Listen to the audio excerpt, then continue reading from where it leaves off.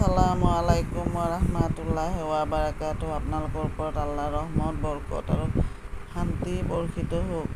আউযু বিল্লাহি মিনাশ শাইতানিৰ ৰাজিম। বিসমিল্লাহিৰ ৰহমানিৰ ৰহিম। খেদা খোৱা শয়তানৰ কুচলনিৰ পৰা আল্লাহ তুমি আমাক ৰক্ষা কৰা। পৰম কৰুণাময় পৰম দয়ালু আল্লাহ তাআলাৰ নামত আৰম্ভ কৰোঁ। আজি সূৰা আৰ-ৰহমান অৰ্থ দয়ালু আৰু মৰমীয়াল সূৰাটোৰ শেষৰ তিনিটা আয়াত পঢ়ি শুনাব খুজিছোঁ। আশা কৰোঁ আপোনালোকে শুনি অশেষ সওৱাব অৰ্জন কৰিব পাৰিব।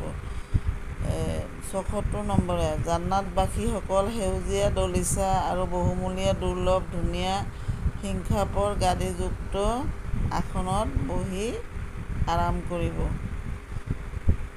তাৰপিছত ৭৭ নম্বৰ আয়াত। গতিকে হে জিন আৰু মানৱ, তোমালোকৰ প্ৰভুৰ কোনটো অনুগ্ৰহ তোমালোকে অস্বীকাৰ কৰা?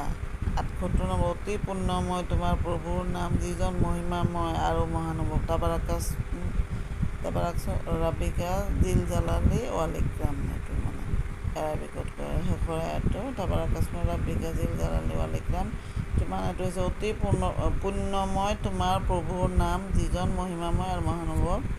সমাপ্ত। আৰ-ৰহমান সূৰা শেষ হ'ল। ইয়াৰ আগৰ সূৰাটো কামাৰ সূৰা। কামাৰ মানে চন্দ্ৰ। সেইটো কালি পঢ়িম আৰু